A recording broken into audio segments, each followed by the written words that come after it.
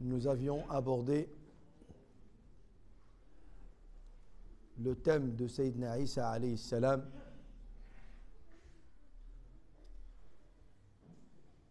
à travers deux versets du Coran.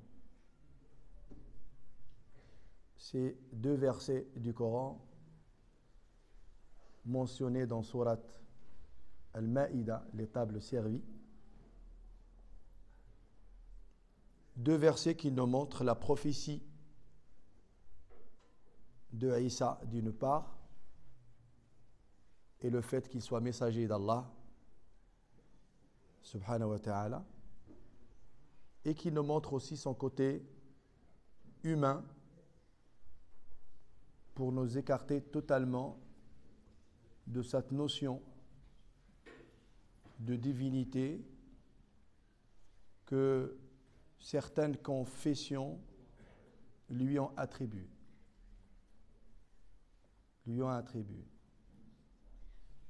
Donc le Coran, parole d'Allah tabaraka wa ta'ala, il est venu dénoncer ce qui était totalement faux vis-à-vis de ce qui a été dit à propos de Isa alayhi salam et établir une nouvelle information authentique, réelle.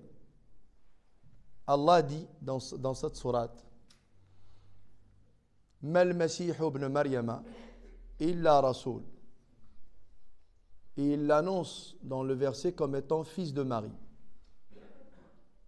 Mal Masih ibn Maryama illa Rasoul qad khalat min qablihi ar-rusul. Wa ummuhu siddiqa. Sa mère est une véridique, femme véridique. Et tous les mots qui ont été utilisés dans ce verset-là sont essentiels à bâtir les socles du dogme concernant Isa alayhi salam. Dès lors, le verset commence par Mal Masihu ibn Maryama. Mal Masihu ibn Maryama. Le Messie, fils de Marie. Et cette caractéristique d'être un fils n'est pas un attribut de Dieu. N'est pas un attribut de Dieu. Quelqu'un qui est fils, il a une autorité au-dessus de lui, c'est celle de la mère. Et c'est elle qui participe à sa naissance. Alors que Dieu, il a toujours existé. Personne n'a participé à son existence. C'est l'Éternel. L'Éternel dans le moins infini et dans le plus infini. Allah n'a pas de début et il n'a pas de fin. Awwalul awwalin, la awwala lah. C'est le premier des premiers, il n'a pas de début. Wa akhirul akhirina, la akhira lah. C'est le dernier des derniers, il n'a pas de fin. Awwalu al-awwalin, la awwala lah. Et Isa ne peut pas être qualifié de la sorte, étant donné qu'il a un début. Il y a une mère qui lui a donné naissance. Donc il ne peut pas être qualifié par les mêmes attributs d'Allah tabaraka wa ta'ala. Et le fait qu'il soit fils de Marie. Donc ça veut dire qu'il y a une autre créature qui a contribué à son existence. Contrairement à Allah tabaraka wa ta'ala, il est qualifié comme étant de Samad. As-Samad, c'est l'absolu. C'est celui qui ne dépend de personne. La yahtaju ila ayyi ahadin min khalqih wa huwa as-Samad. Et c'est ça un Dieu. C'est ça un Dieu. Un Dieu, c'est quelqu'un qui ne dépend de personne. Et il n'a besoin, ne peut pas être employé et utilisé quand il s'agit d'Allah tabaraka wa ta'ala. On ne dit jamais Allah a besoin. Allah veut. te voir l'adorer. Allah, il veut te voir l'adorer. Mais Allah n'a pas besoin que tu l'adores. Allah n'a pas besoin que tu l'adores. Mais il veut. C'est une volonté. C'est un décret de Dieu. Donc il y a des mots qu'on ne peut pas utiliser. Comme la modestie. Allah n'est pas modeste. Allah n'est pas modeste. On ne parle pas d'un Dieu humble. Parce que c'est une belle qualité d'être humble et d'être modeste. Mais lorsqu'il s'agit de l'humain, c'est une qualité chez l'humain d'être humble et d'être modeste parce qu'il n'a absolument rien pour être orgueilleux. Il n'a absolument rien pour se permettre d'avoir de l'orgueil. Parce que rien ne lui appartient et rien ne parvient de lui directement. Tout ce qu'il a et tout ce qu'il fait est une assistance de Dieu. Est une attribution d'Allah tabaraka wa ta'ala. Donc il n'a pas de quoi se vanter. Mais Allah tabaraka wa ta'ala, c'est l'orgueilleux. Al-qa'im bi nafsihi. Il a besoin de personne, il n'a pas besoin d'être modeste ou d'être humble. Et je l'ai entendu de la part d'un frère une fois, au moment d'une intervention, lorsqu'il expliquait que Allah tabaraka wa ta'ala, même quand on commet des interdits, des désobéissances, Allah, par sa gentillesse et par sa clémence et par sa rahma, et il ajoute, et par sa modestie. Allahu Akbar. Allah ne fait jamais rien par modestie. Il n'a pas à être qualifié de la sorte. Allah Azza wa Jal, quand il te pardonne, quand il absout tes péchés, c'est par sa rahma et par sa clémence. Ce n'est pas par modestie. Donc Allah, awwalul awwalin, la awwala lahu. Il n'a pas de début. Et Isa, alayhi salam, un enfant miraculeux, né par le biais d'une mère sans père. Sans père. Et juste le souffle de Jibril alayhi salam. Maryam alayhi salam n'a jamais eu de contact avec un homme. Mais cela pour nous est naturel quand c'est déclaré de la part d'Allah tabaraka wa ta'ala, étant donné que notre père Adam alayhi salam, il est venu au monde sans père et sans mère.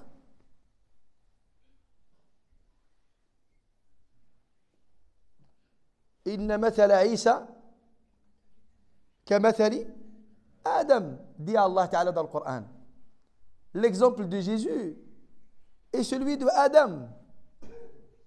Comment les gens peuvent croire aujourd'hui que Isa est né par le biais d'une mère sans père? Ils ont une difficulté d'y croire. Mais ils ont toujours cru en la création de Adam sans père et sans mère. Adam alayhi salam n'a pas de père, n'a pas de mère. Et pourtant, il est un être humain qui a existé. Ève, son épouse, elle a existé sans père et sans mère. Sans père et sans mère. Tout simplement parce que Allah tabaraka wa ta'ala la yu'jizuhu shay'un fil ardi wa la fis sama. Il n'y a pas d'incapacité lorsqu'il s'agit d'une intervention divine. Lorsqu'il s'agit d'une intervention de Dieu. Al-Khaliq, le créateur. Jamais Allah tabaraka wa ta'ala se retrouve face à une problématique qui l'empêcherait d'intervenir. Allah il dit wa huwa ala kulli shay'in qadir. L'omnipotent, capable de toutes choses. Il n'a même pas à se soumettre à des règles. Allah, quand il applique une règle, il ne l'applique pas par soumission, parce qu'il est juste. Allah peut, même si tu es croyant, te mettre en enfer. Il peut. Et tu peux être mécréant et il peut te mettre au paradis. Il peut. Mais Allah, il a établi une règle que même lui respecte. Mais personne ne lui impose. Personne ne lui impose. Fa'alun lima yurid. Il fait ce qu'il veut. Ce monde lui appartient. Il est à lui. Il est à lui. Et c'est pour ça il y a l'omnipotence de Dieu, il y a Qudratullah et il y a Sunnatullah. La tradition d'Allah dans la création, c'est que les obéissants vont au paradis et les désobéissants vont en enfer. Parce que Dieu a décrété les choses de la sorte, il a établi cette règle. De la même manière qu'Allah, il s'est interdit l'injustice. Il s'est interdit lui-même l'injustice. C'est le divin. Il s'interdit l'injustice lui-même. Mais il peut la commettre s'il veut. Il peut la commettre. Et il n'a de compte à personne, de rendre à personne. Mais il ne le fait pas. Parce qu'Allah, il nous inculque les valeurs à travers les directives. Allah nous incite à adhérer aux valeurs qui sont le fait d'être équitable, le fait d'être juste, le fait d'être bon, le fait d'être droit. Voilà ce que nous enseigne Allah à travers les enseignements de l'islam. Donc la première déclaration dans ce verset, Allah dit « Mal Masih ibn Maryama illa Rasoul ». Et le fait de l'avoir annoncé à la base comme étant fils de Maryam. Donc ça reste un enfant, ça reste un humain. Sa mère est une véridique. Sa mère est une véridique. Pourquoi? Parce que elle s'est réservée entièrement, exclusivement à Dieu. C'est ça la particularité de Maryam. Maryam, et on y reviendra à son histoire, si vous voulez, de manière plus détaillée, Inch'Allah, si Allah il le permet.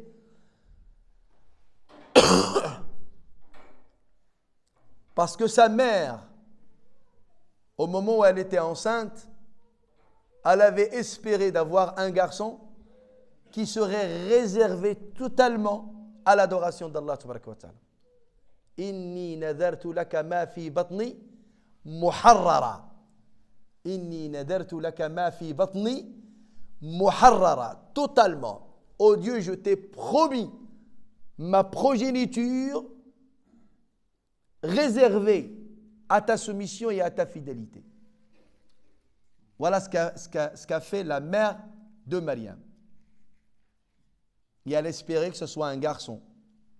Et quand Allah Ta'ala a décidé que ce soit une fille, Maryam, et Dieu il l'a accepté. Et effectivement, la mère de Maryam l'a éduquée et lui a inculqué toutes les valeurs du monothéisme et de la soumission. Et elle a consacré toute sa vie, Maryam, à l'adoration d'Allah tabaraka wa ta'ala. Au point que même Zakaria alayhi salam, qui est un prophète d'Allah tabaraka wa ta'ala, Zakaria qui vivait à la même époque, lorsqu'il rentrait voir Maryam dans son mihrab, chez elle, elle avait réservé un endroit uniquement pour salat, uniquement pour la prière. C'est un endroit où elle se mettait, alayhi salam, uniquement pour les inclinaisons et les prosternations, pour l'adoration de Dieu. Et tellement elle était dans son niveau très élevé de din et de la proximité avec Allah Azza wa Jal, subhanahu wa ta'ala, Zakaria qui est prophète, il a un niveau de iman, de foi aussi très élevé.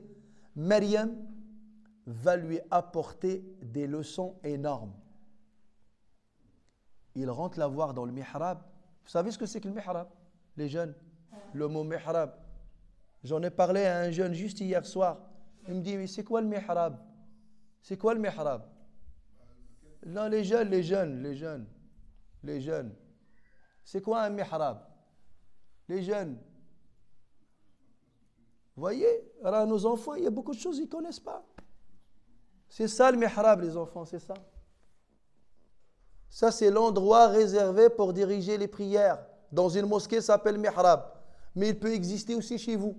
Lorsque vous réservez un endroit spécialement pour la prière et aucune autre activité, ça s'appelle mihrab aussi.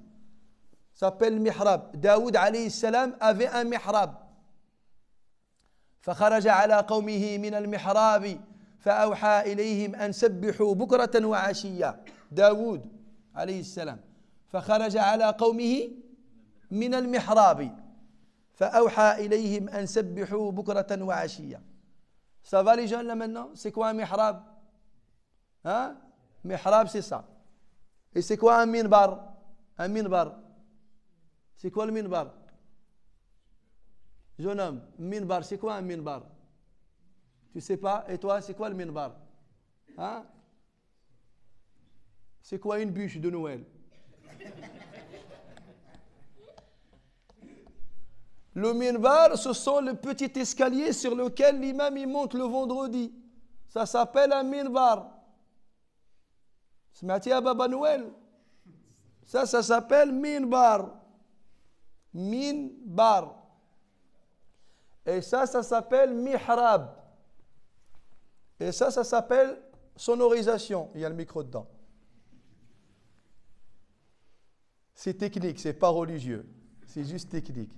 On aurait pu le mettre ailleurs. Les enfants, ces mots-là, vous ne pouvez pas les ignorer. Vous ne pouvez pas les ignorer. C'est la base de l'islam. C'est la base de l'islam. Eh bien, Zacharia alayhi salam, un messager de Dieu, quand il allait voir Maryam, dans son mihrab, l'endroit qu'elle a réservé totalement pour salat, il voyait à côté d'elle des fruits hors saison. Des fruits hors saison. Subhanallah. Vous imaginez? À telle époque, venir trouver un fruit hors saison. Ben, ça l'interpelle. Il dit, mais Maryam, d'où ça vient ça? Anna laki hada. Mais lui, s'il se pose la question parce qu'il estime qu'il faut la poser, dès lors, aussi ça aurait été un fruit à la bonne époque, je ne sais pas moi, de la pomme en septembre ou en octobre, il n'aurait pas posé la question parce qu'il est possible qu'un humain lui apporte. D'accord? Quelqu'un qui te ramène une pastèque en juillet, août, d'accord? C'est concevable. Je n'ai pas à te dire, mais d'où vient la pastèque? Parce qu'on est en juillet, août, donc bah, de la pastèque, ça existe en juillet, août. Mais si je trouve que tu as de la pastèque en janvier, je me pose la question ou pas? Là, on est hors norme. On est hors norme. Je dis, mais Anna laki hada, d'où vient cette nourriture? Déjà, tu ne sors pas d'ici, tu ne quittes jamais ton mihrab, je vois que tu ne travailles pas, tu ne pratiques pas de voyage, tu es toujours au même endroit. قال يا مريم أنى لك هذا. D'où te parvient tout ça? قالت, elle a dit, هو من عند الله. هو من عندي, من عند الله. Et ce verset-là, normalement, linguistiquement parlant, il faut s'arrêter là-dessus. Il y a deux manières de répondre à cette question. أنى لك هذا قالت هو من الله. قالت هو من الله. Parce que Allah tabaraka wa ta'ala, il dit dans un verset, وَمَا بِكُم مِّن نِعْمَةٍ, toute faveur qui vous a été attribuée, وَمَا بِكُم مِّن نِعْمَةٍ فَمِنَ Allah. Il n'a pas dit فَمِنْ عِنْدِ اللَّهِ. Il n'a pas dit فَمِنْ عِنْدِ اللَّهِ. وَمَا بِكُم مِّن نِعْمَةٍ فَمِنَ Allah. Ça veut dire qu'elle nous parvient d'Allah. Mais dans ce verset-là, quand il a posé la question à Maryam, alayhi salam, قال أن لك هذا, قالت هو من عندي, من عند الله. Ça veut dire il est dans un endroit qui est très proche d'Allah tabaraka wa ta'ala. Le paradis. Le paradis. Si Allah fait venir un fruit du Brésil, il te le ramène à Cholet. Le fruit vient d'où? Tu dis Minallah. Tu sais qu'il vient du Brésil, mais Minallah. Mais arabiquement parlant, tu ne peux pas dire Min indillah. Non, parce qu'il vient du Brésil. Mais tu dis Minallah. Mais quand il sait qu'il vient Minallah, il vient à côté d'Allah, tu dis Min indillah. Parce que même l'endroit, c'est là-bas. Vous avez compris la nuance ou pas? Vous avez compris la différence entre Minallah wa ma bikum min ni'matin fa minallah. قال أن لك هذا قالت هو من عند الله. العندية c'est la proximité avec Allah تبارك وتعالى. Comme Asiya قالت ربي ابن لي عندك بيتا في الجنة. Et elle n'a pas dit قالت ربي ابن لي بيتا في الجنة. بيتا في الجنة ça peut être n'importe quel endroit au paradis. Mais indaka baytan fil jannah, ça veut dire la proximité avec Dieu. La proximité avec Dieu, c'est auprès de toi. C'est auprès de toi. Et c'est ça la valeur ajoutée au sens. قالت هو من عند الله.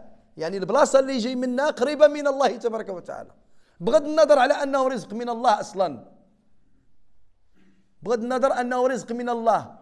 ولكن المكان اللي جاي منه كذلك قريب من الله تعالى وهو الجنة. وهو الجنة مصدر الأرزاق. Ça va? Et là, va lui donner une grande leçon. قالت هو من عند الله. Subhanallah al-Azim. Là, Sayyidina Zakaria alayhi salam va être dans une très grande interpellation. Moi, je suis un vieil homme. Mon épouse, elle est stérile. Elle ne peut pas engendrer. Et moi, malgré la foi, malgré la spiritualité, j'attends un événement, j'attends un miracle.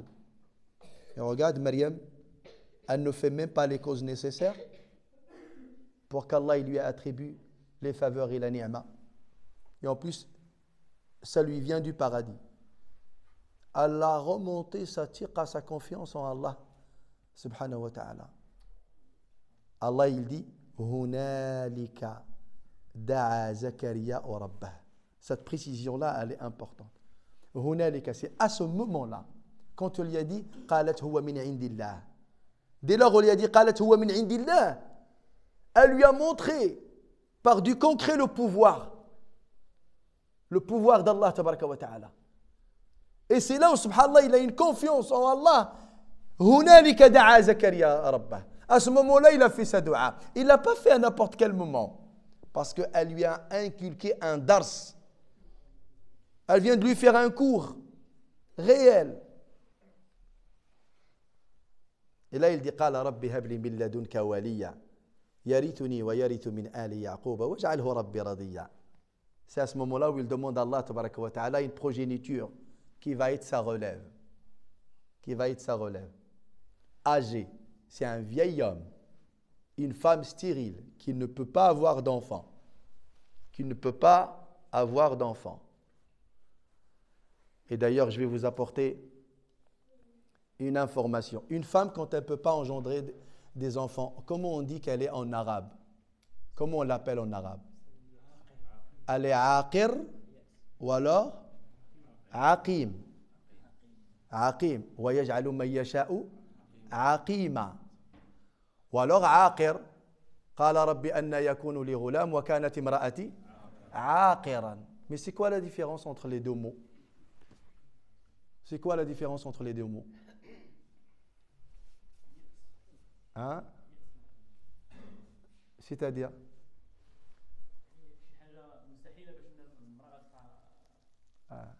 عاقر ou عاقيم? Lequel des deux? Hein? وكانت امرأتي عاقر. Hein? Elle ne peut pas avoir d'enfant. Oui, عاقيم? Il peut encore avoir. Hein? Il est encore jeune. Alors justement, al-aqim وَيَجْعَلُ مَن يَشَاءُ عَقِيمًا, ça veut dire celui-là ne peut jamais engendrer.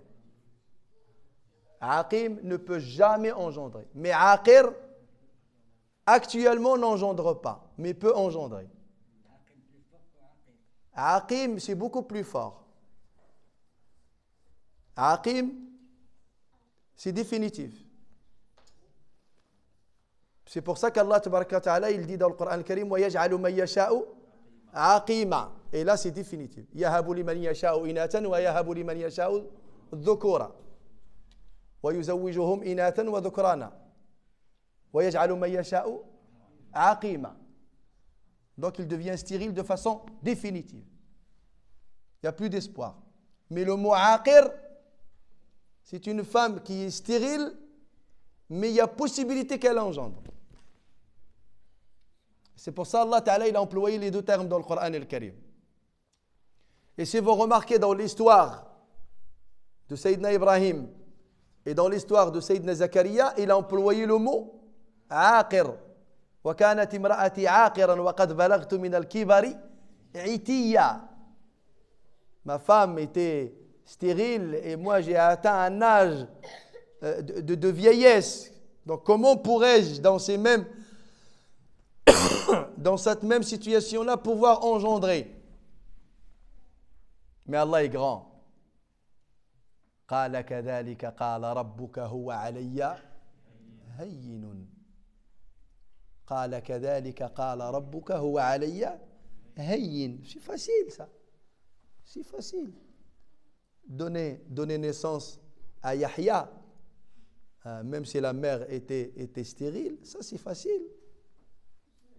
Tu me parles d'une mère stérile alors qu'elle est mariée avec toi, Zakaria. Mais moi, je vais donner naissance à un enfant. Il a une mère qui n'est pas mariée du tout.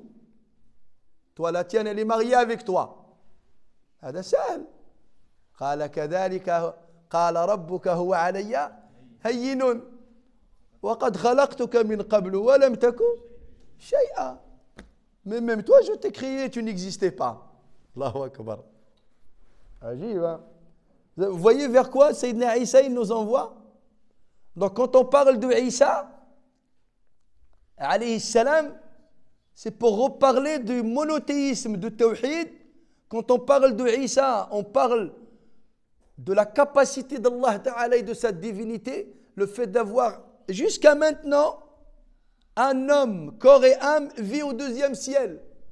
Quand on parle de Sayyidina Isa alayhi salam, c'est pour nous rappeler, nous, la communauté musulmane, que demain, Sayyidina Isa va redescendre à Damas, dans les pays de Sham, sur le minaret blanc, Al-Manar al-Bayda. Dans le futur proche, Sayyidina Isa, sa tombe dont on est en train de parler ce soir, va redescendre à nouveau pour faire régner la justice et démentir le christianisme. Leur dire c'est faux, vous m'avez considéré comme étant fils du Dieu alors que je ne l'ai jamais été et je ne l'ai jamais prétendu. Je ne me suis jamais revendiqué en tant que fils de Dieu. Ma qultu lahum illa ma amartani bihi an i'budu Allah rabbi wa rabbakum.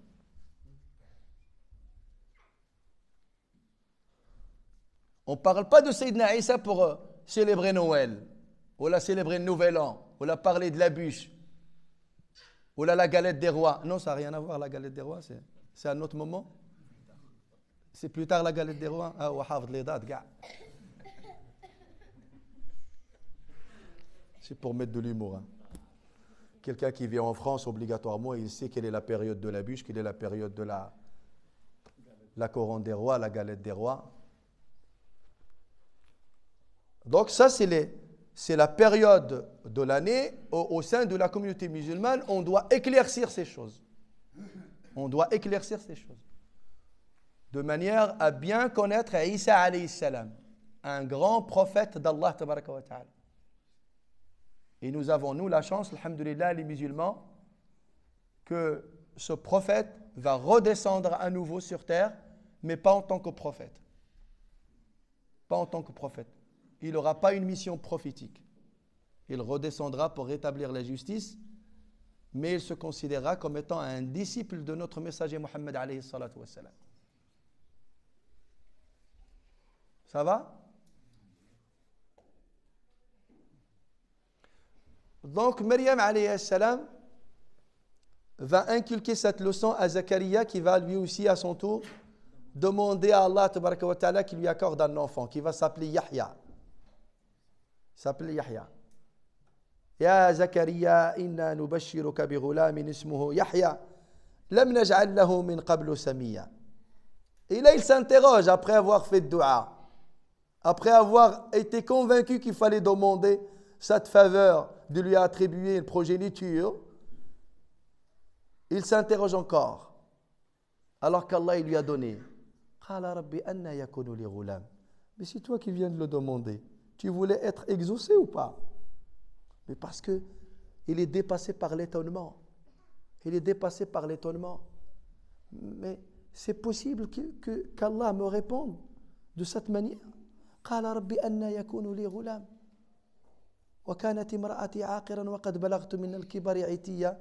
Et c'est exactement les mêmes arguments qu'il a présentés au moment où il a voulu faire dua. قال رب هب لي من لدنك وليا يرثني ويرث من آل يعقوب واجعله ربي رضيا. Ce sont les mêmes arguments qu'il avait présentés au départ.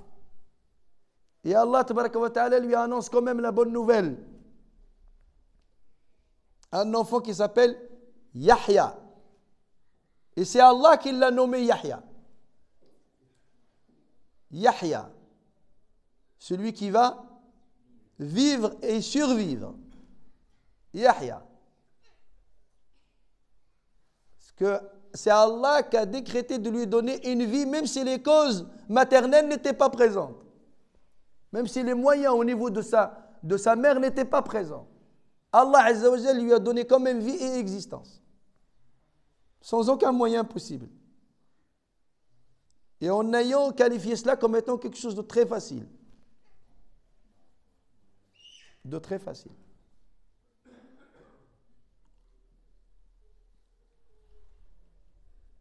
Voilà ce qu'on doit retenir de Isa alayhi salam. Pendant 33 ans, il a lutté pour transmettre Tawhid. Et ceux qui ont voulu falsifier l'objectif de sa venue alayhi salam ont fait de lui quelqu'un qui s'est associé lui-même à Dieu. Non pas seulement il nous incite à l'associationnisme, mais il s'associe lui-même à Dieu. Voilà comment il a été qualifié de la part des égarés. Voilà comment il a été qualifié de la part de ceux qui se sont égarés, qui n'avaient pas le savoir de le considérer comme étant le fils d'Allah, subhanahu wa ta'ala. Mais viendra démentir ce message, ce mensonge, demain. Demain. Où est-ce qu'il va descendre, Sayyidina Isa? On a dit tout à l'heure. Il descend où, Sayyidina Isa?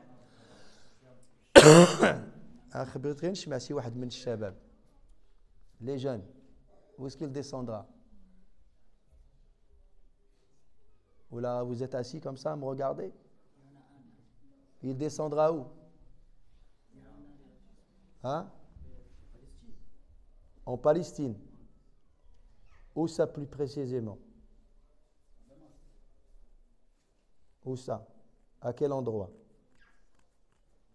Vous êtes d'accord avec lui? Non, c'est pas en Palestine. شكون؟ العراق. مزيان. هذه راه la coupe du monde. زيد.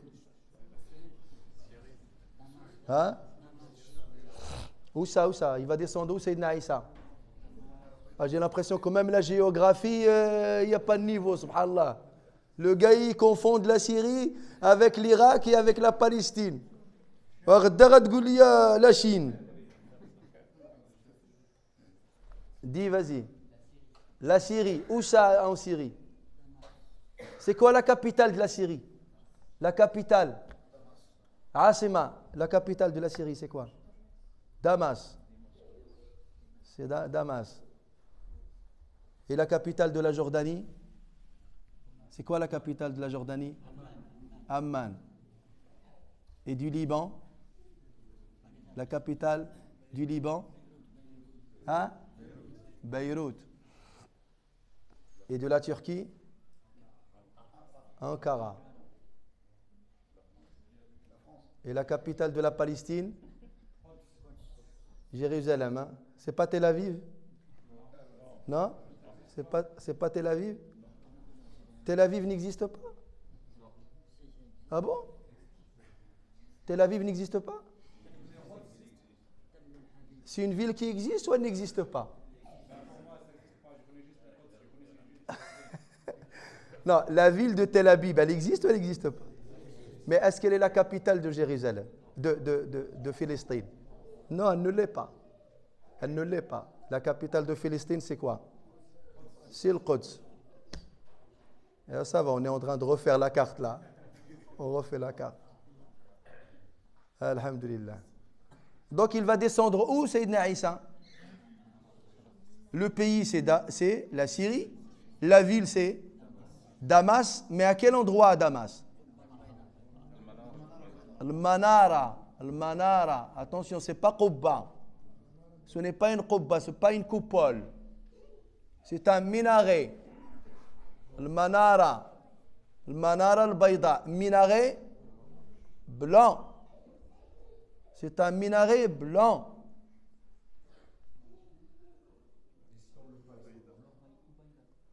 Même si les Aliouites, les gouverneurs de la Syrie, Bachar et toute sa clique, ils refont toujours la peinture en jaune. Toujours. Tous les ans, ils refont la peinture en jaune. Et quelques semaines plus tard, il redevient blanc parce que le prophète a dit le minaret blanc. Malgré toi, Saïd.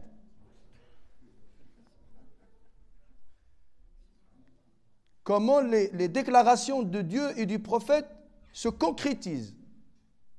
Wallah, on a été visiter, je vous l'ai déjà raconté cette histoire.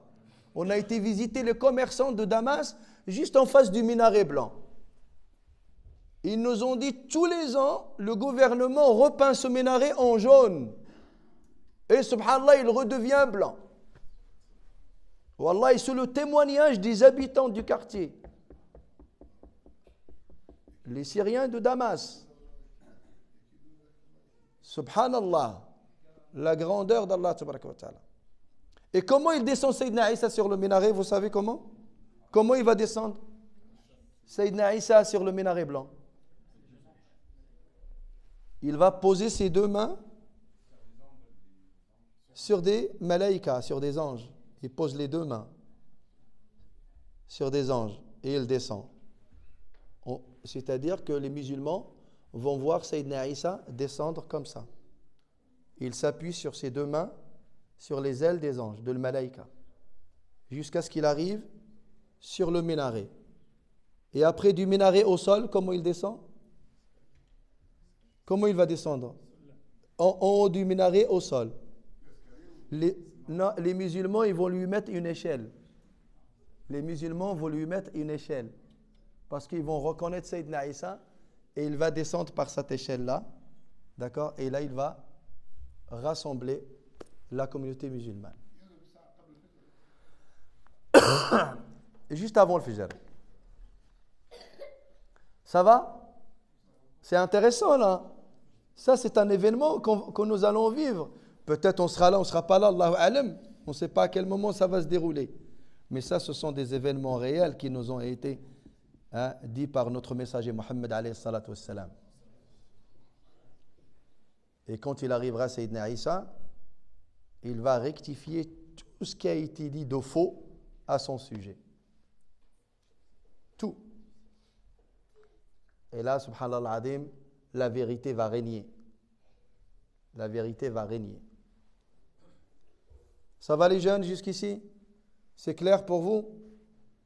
Qui a une question à ce sujet-là? On va ouvrir un moment de questions-réponses. Bismillah. Qui a une question? Qui n'a pas compris quelque chose? Une question qui va dans le sens d'éclaircir les choses aux jeunes. Ah, je ne sais pas du tout en quelle année. Hein? Ah. Ah non, il n'était pas là, la Manar al-Bayda. Non, non, pas du tout. Le Manar al-Bayda n'existait pas du tout à l'époque du prophète, alayhi salam. Comme beaucoup de choses d'ailleurs, il a parlé de beaucoup de choses qui se sont concrétisées qu'après. Qui se sont concrétisées qu'après. Énormément de choses. D'ailleurs, c'est ce qu'on appelle dans Sira al-Nabawiyya, Irhasat al-Nabi, sallallahu alayhi wa sallam. Irhasat al-Nabi, c'est toutes les informations qu'il nous a données, d'accord, de manière claire et évidente, alors qu'elles n'existaient pas à son époque. Elles n'existaient pas à son époque. Et au moment où ça s'est réalisé, on a dit, voilà ce qu'a dit le prophète, alayhi salam. Allons-y, qui a une question? C'est quoi un mihrab? Mihrab, c'est quoi le mihrab? Et le minbar? Hein? L'escalier? Ah, barakallahu fik, c'est bien. C'est très bien. Zid? Oui, jeune homme. Ah. Bien sûr que ça existe. Elle va venir en même temps que cet événement-là, justement. L'arrivée de Sayyidina Isa, alayhi salam, et l'apparition de Mahdi dans la région mécoise. Et d'ailleurs, il va y avoir une rencontre entre l'imam le Mahdi, tu vois, et entre Isa, alayhi salam. D'accord? Il va y avoir une rencontre entre les deux personnes. Mais on développera le thème de l'imam le Mahdi. Parce que même si certains ils veulent, à travers des informations ambiguës à droite, à gauche, nier l'arrivée de l'imam le Mahdi, comme on l'entend aujourd'hui en Europe de l'Est, certains prédicateurs qui disent que non, cela nous a été transmis uniquement par le hadith al-ahad, etc. Ils ont rentré dans la chaîne des transmetteurs du hadith pour nous dire que l'affaire de l'imam al-Mahdi n'est pas une affaire authentique, etc. C'est semer le doute dans le dogme des musulmans. Zid. Qurayshi, il s'appelle Muhammad ibn Abdillah. Imam al-Mahdi s'appellera Muhammad ibn Abdillah. Il portera le même nom que le prophète sallallahu alayhi wa sallam. Et il est de la tribu de Quraysh. C'est un descendant du messager Muhammad sallallahu alayhi wa sallam. Et demain sur Internet ou là sur votre groupe WhatsApp, là, vous pouvez recevoir l'information comme quoi, salam alaikum, Mahdi il est sorti. Ok, Isa il est descendu. Vous faites quoi dans ce cas-là? Tiens, on va poser la question. Nous sommes musulmans en France.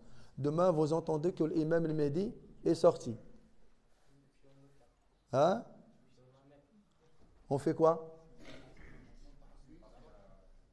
Hein?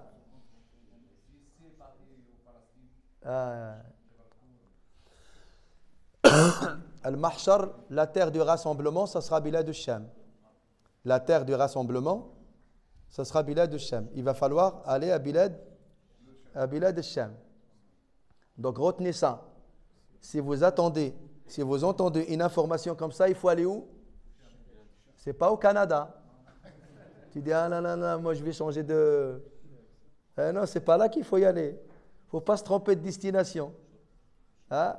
Il faut aller Bilad al-Sham, c'est la terre du rassemblement. Le Sham. تاريخيا مخلطه فيها la Mésopotamie مخلطه فيها بزاف ديال الجهات. Il y a beaucoup de régions. Beaucoup de régions. الرافدين دجلة والفرات. ما شاء الله. بلاد الشام اتوقع بالفرنسيه لولوفون هكذا كانت تسميته. Comment Le Levant. زمن الانتداب الفرنسي. بلاد المشرق. Le Levant. Le Levant هذا عند المستشرقين كيسميوها بلاد المشرق. بلاد ما بين النهرين ميزوبوتاميا. Le Levant. Le Levant بلاد الشام. ولكن الشام في الحقيقة الشام ما يمكنش نقولوا عليها le Levant. Parce que c'est réductible comme sens. Le Cham, c'est vraiment une... Il y a quoi dans Cham? Dans Cham, il y a... Chauffe. Dans Cham, il y a Souria, Lubnan, Palestine, l'Ordon et Antakya. لا العراق ليس من بلاد الشام. لو سمحت لي استاذ، انطاكيا هي مدينه سوريه مشمولة في سوريا وليست مستقلة عنها أنطاكيا. لا غير utilisons la géographie d'aujourd'hui pour que les gens comprennent. Antakya, elle a toujours fait partie de Bilad al-Sham. Mais aujourd'hui, elle est sous l'autorité de qui? De Turquie, voilà. On doit utiliser la géographie de... C'est comme si on parlait du Kurdistan. أنطاكيا أصبحت مدينة تركية آه. عام 1939. انت من وين الاخ من وين؟ أنا من سوريا. من سوريا بالضبط من وين؟ من إدلب يعني لست بعيد عن أنطاكيا يعني حوالي 6 ايوه ما شاء الله ما شاء الله. بحال كردستان الان كردستان نحن نؤمن ان الاكراد كان عندهم دولتهم وكان عندهم بلادهم ومزقت بين 4 دول. لكن géographiquement pour que les gens comprennent avec la géographie d'aujourd'hui, tu es obligé de lui dire que Antakya est le sud de la Turquie. لكن هي اصلا مدينة سورية. هي مدينه احنا ما نقولوا سوريه هي نقول مدينه شاميه. انت كدير سياسه انت. هي مدينه شاميه ولكن في الحقيقه باش تكون مدينه شاميه لابد تكون سوريه. Ça va les jeunes? Vous avez retenu un peu? Qui demande un peu d'éclaircissement? Là, j'ai peur qu'on s'étale sur les informations comme ça. On vous bombarde d'informations, mais en fait, vous ne retenez pas l'essentiel. Vous ne retenez pas l'essentiel. Moi, je crains cette chose.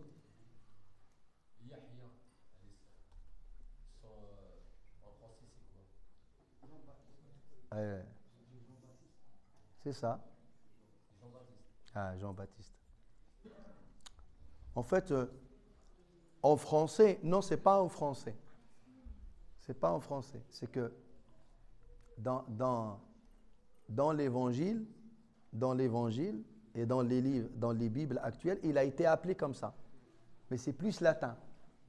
C'est plus latin que français. Cette appellation-là, c'est une appellation latine. D'accord? Et par la suite, le latin, il est devenu soit espagnol, soit italien, soit français, soit... D'accord? Voilà, c'est comme Jésus. Comme Jésus. À quel moment les Banu Israël ils ont cru que Isa était une divinité? Est-ce qu'au début, c'est-à-dire à sa naissance ou après? Oh, mais ils l'ont jamais cru. Moi, ils l'ont jamais cru. Parce qu'ils savaient que Isa, quand ils l'ont coursé pour le tuer et pour le crucifier, que c'était un humain. En tant qu'ancien juif, ils savaient très bien qu'ils ne pouvaient pas combattre Dieu. Et donc, ils ne l'ont jamais considéré comme étant fils de Dieu. Mais cette nouvelle appellation, c'était pour égarer l'humanité. Mais eux, ils n'y ont jamais cru. Ils n'ont jamais cru. Tu poserais la question à un juif, si vous combattez Isa, c'est parce que vous pensez réellement qu'il est fils d'Allah, tabaraka wa ta'ala? Non, ils ne le pensent pas. Mais après la falsification de l'évangile, il y en a qui ont commencé à adhérer à ce qu'on appelle le nouveau christianisme, qui est venu historiquement dans un ordre chronologique abroger le judaïsme. Il est venu justement inculquer cette nouvelle conviction qui est le fait que Isa est Ibnullah. Et Ibnullah. Sans pour autant y croire. Allah comment il déclare ça dans le Coran al-Karim? Il dit فَلَمَّا جَاءَهُمْ مَا عَرَفُوا. Donc la connaissance, الحق يعرفونه. Allah il dit كان الناس أمة واحدة فبعث الله النبيين مبشرين ومنذرين وأنزل معهم الكتاب بالحق ليحكم بين الناس فيما اختلفوا فيه وما اختلف فيه إلا الذين أوتوه. إلا الذين من هم الذين أوتوه؟ أهل الكتاب وما اختلف فيه إلا الذين أوتوه من بعد ما جاءتهم البينات بغيا بينهم. Mais ils connaissent la vérité. Un chrétien et un juif connaissent la vérité. Connaissent la vérité. On s'efforce de s'égarer et on s'efforce d'ignorer la vérité. Et là, je parle des leaders, bien évidemment. Je ne parle pas de celui qui subit l'égarement parce qu'on l'a conditionné. et il n'a aucun moyen d'être dans une quête de la vérité. Zid. Yallah Shabab, Bismillah, vous avez la parole. Non? Oui, c'est ce qu'ils pensent aussi. Ils ont le droit de penser ce qu'ils veulent aussi.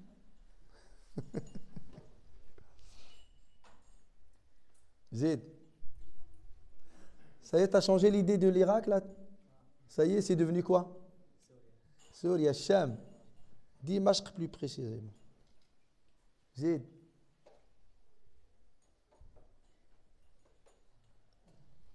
Ça va, c'est clair pour vous? Les versets qui parlent de Sayyidina Isa, les deux versets qui parlent de Sayyidina Isa, que je vous ai cités tout à l'heure, et même hier soir, ils sont dans quelle sourate? Hein? Allah yahdik al-hajj. Sourate al-Ma'ida. Fi sourate al-Ma'ida. Comment on appelle sourate al-Ma'ida? Les tables servies. Sourate al-Ma'ida. Les deux versets sont dans cette sourate, le premier et le deuxième. ما المسيح ابن مريم إلا رسول قد خلت من قبله الرسل وأمه صديقة كانا يأكلان الطعام انظر كيف نبين لهم الآيات ثم انظر أننا يؤفكون. Ça c'est un premier verset. Deuxième verset que nous avons évoqué hier, وإذ قال الله يا عيسى ابن مريم أأنت قلت للناس اتخذوني وأمي إلهين من دون الله قال سبحانك ما يكون لي أن أقول ما ليس لي بحق إن كنت قلته فقد علمت تعلم ما في نفسي ولا أعلم ما في نفسي إنك أنت علام الغيوب. Hier soir, je vous ai demandé d'essayer de lire Surat al-Ma'ida. Honnêtement. Qui l'a lu? Qui a lu Surat al-Ma'ida? Vous voyez, on ne va jamais au bout de l'information. Normalement, quand on nous dit une information, elle est dans le Coran et le Karim, l'imam ou n'importe quel prédicateur ou n'importe quel intervenant nous a dit qu'elle était dans telle sourate, eh bien, je me donne cette charge d'aller chez moi, j'ouvre le Coran et le Karim et effectivement, je lis ce verset. Et je dis, ouais, effectivement, tu as vu Sidi là. Regarde, Allah, il le dit. Ce n'est pas dans le but de vérifier l'information. Et même si tu l'as fait dans l'intention de vérifier, ça serait une bonne chose. Mais que tu puisses continuer à être dans l'apprentissage, de continuer à apprendre. Dire, tiens, le verset, il est là, il est clair et il est évident. Et même si tu as un petit tafsir en français à côté, tu vas avoir plus d'informations. D'accord? Quelle est la sourate dans le Coran et le Karim dans laquelle Dieu il a évoqué un maximum d'attitudes et de comportements et de discipline? Comment elle s'appelle cette sourate? Hein? Il y a une sourate dans le Coran et le Karim où Allah il a parlé d'un certain nombre de disciplines et de comportements qui s'enchaînent les unes après les autres. Les unes après les autres. Comment il faut se comporter? Allez, je vais aller plus loin. C'est vraiment se discipliner dans le foyer, dans la maison. Quelle sourate? Hein? Là, c'est une sourate. C'est le Hujurat. Les appartements. Al-Hujurat. Le prophète, alayhi salam, il avait plusieurs chambres, l'une à côté d'elle, pas dans la même maison, l'une à côté de l'autre, et c'était les maisons de ses femmes, de ses épouses. Et Allah, tabaraka wa ta'ala, par rapport à un certain comportement que Sahaba, il devait avoir vis-à-vis des épouses du prophète, alayhi salam, et il a établi un ensemble de règles à respecter. Et il a regroupé ces enseignements-là dans une sourate qui s'appelle Al-Hujurat. Mais quand je demande à un jeune, en rentrant chez toi, lis sourate Al-Hujurat pour connaître les disciplines que Dieu a énumérées dans cette sourate, la semaine d'après, tu lui dis, tu as lu sourate Al-Hujurat? Il dit, ah, j'ai pas pensé. Et tu fais quoi, Habibi? Comment tu vas apprendre l'islam? Comment tu vas apprendre l'islam? si tu rentres à la maison, Inch'Allah ta'ala, et tu vas lire surat les appartements. Les appartements. عندك تمشي عند سيتيا تقلب على اللوية تما. Et tu lis les appartements, surat al-Hujurat, et là tu apprends des disciplines et vraiment des comportements et des attitudes hein, que tu dois t'inculquer, que tu dois apprendre. Tu dis, oh là là, mais c'est énorme comme information qu'il y a dans cette sourate. Comment Sahaba devaient se comporter, Ridwanullahi alayhim. Masha'Allah. Et c'est cette connexion-là qu'on cherche entre nous et le Coran. Entre nous et le Coran. À chaque fois que je lis une information dans le livre d'Allah, tabaraka wa ta'ala, je lui donne de l'importance et je vais vers la référence qui est le livre d'Allah, tabaraka wa ta'ala, et je continue à m'instruire. Donc là, jusqu'à maintenant, vous avez combien de sourates à lire là? Hein? 2 sourates. La première qui fait actualité aujourd'hui, qui parle du contexte actuel, le 25 décembre, et qui parle du Nouvel An, c'est quelle sourate? On doit lire sourate Al-Ma'ida. Sourate Al-Ma'ida. On peut lire aussi Ali Imran, on peut lire sourate Maryam. Mais les versets de sourate Al-Ma'ida, ils sont évidents, ils sont clairs. Ils sont évidents, ils sont clairs. Après, vous allez avoir l'histoire de Maryam, alayhi salam, dans sourate Maryam. Elle est magnifique. La naissance, comment Maryam elle a été exilée. Elle a été exilée et elle va donner naissance à Isa et elle va revenir pour affronter les Bani Israël qui vont l'accuser de fornication et d'adultère. Ce côté historique, il est énorme. Il est énorme. Mais le côté dogmatique dans Surat Al-Ma'ida, au niveau de la doctrine de foi, il est vraiment très solide. Vraiment très solide. C'est pour ça le Coran al-Karim, si vous avez un contact direct avec la parole d'Allah, croyez-moi que toutes vos convictions et toutes vos pensées, toutes vos pratiques vont être fondées sur des socles qui tiennent la route. Ça va être du solide. Ça va être du solide. Mais il faut que ça parte vraiment de le Coran al-Karim, de la parole d'Allah Ta'ala. Allah yufiqna wa yakum ikhwan. Subhana rabbika rabbil izzati amma yasifun. Wa salamun ala al-mursalin walhamdulillahi rabbil alamin.